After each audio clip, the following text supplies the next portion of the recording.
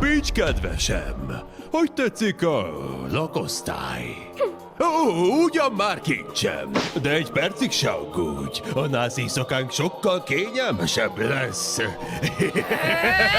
Pofa be!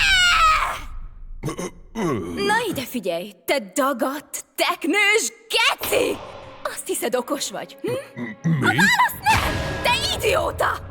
Idehozol ebbe a büdös, kusztustalan, izzasztó pöcegödörbe, és azt hiszed ettől majd beléd esem? Hát igen, de én... De mi? Ha? Mi?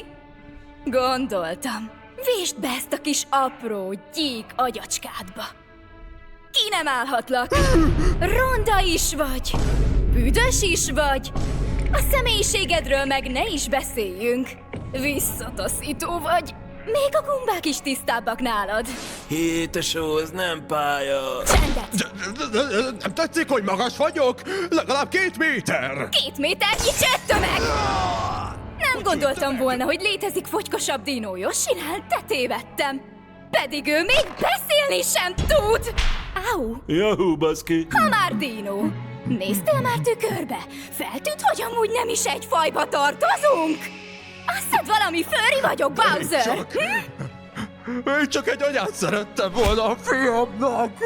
Már így is az egész országomat én nevelem.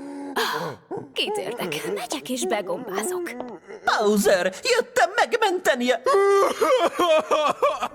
Na, hé, nagyfiú, mi a baj? Én csak olyan gonosz volt! Minden rendben lesz, oké? Nem lesz semmi gond. Oké, kérsz egy puszit? Itt egy puszi melák.